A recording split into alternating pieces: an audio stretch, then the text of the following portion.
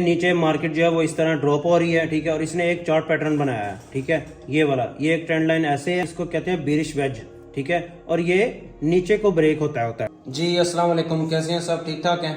I hope सब ठीक ठाक होंगे और ज़बरदस्त प्रॉफिट भी हम कर रहे होंगे। अच्छा, काफ़ी सारे दोस्त हैं जो पूछ रहे थे, इनबॉक्स में प्राइवेट मैसेजेस कर रहे थे कि आपने जो है वो सेल की जो है वो एंट्री दी है, वो किस बेस पर दी है और किस रीज़न पे दी है और किस बेस की वजह से जो है वो हमारा सिग्नल जो है वो 230 पिप्स जो है वो चला है। चलें फिर आए आपको दिखाते हैं। पिछली जो हमारी गोल्ड की जो रेजिस्टेंस थी वो थी नियर अबाउट 2066 से लेकर 2070 यहाँ तक थी रेजिस्टेंस, ठीक है। तो मार्केट जो है वो गोल्ड उसने अपना हाई लगाया, ठीक है, 2150 के लगभग, ठीक है।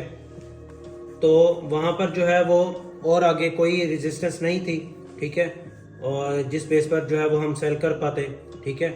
और उसके बाद जो है वो हमने सेल की एंट्री कब ली और किस रीज़न से ली और किस बेस पर ली वो हम आपको बताने जा रहे हैं, ठीक है। अच्छा, एक रीज़न ये थी कि जब मैंने आपको सेल का सिग्नल दिया कि ये है बेसिक्स, ठीक है।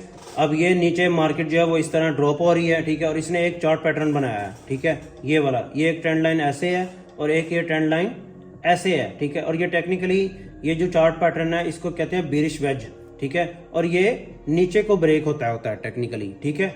एक तो रीजन ये थी, एक रीजन ये थी, मैं आपको दिखाता हूं। अब मैंने जो रेजिस्टेंस थी प्रीवियस गोल्ड की, क्योंकि 2070 से ऊपर 2075 से ऊपर जो है वो कोई भी रेजिस्टेंस नहीं थी, ठीक है, गोल्ड की। तो इस वजह से जो है हमने वेट किया, ठीक है। जब मार्केट नीचे आई है तो उसने जो है वो अपनी जो प्रीवियस रेजिस्टेंस थी जिसने उसको रीटेस्ट करना था, रीटेस्ट करके उसने फ्लाई होना था, बट अनफॉर्चुनेटली मार्केट ने जो है वो उसको रीटेस्ट करके फ्लाई नहीं हुई। उसी रेजिस्टेंस को उसने जो है वो ब्रेक कर दिया, ठीक है।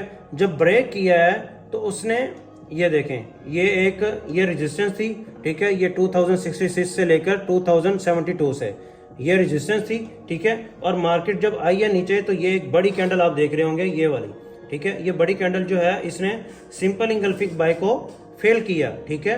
मतलब कहने का ये, उसने अपनी प्रीवियस जो रेजिस्टेंस थी जिसने जो इसकी जो है वो सपोर्ट बननी थी उसने उसको ब्रेक किया, ठीक है। ये देखें, इसने नीचे क्लोजिंग दी, ठीक है।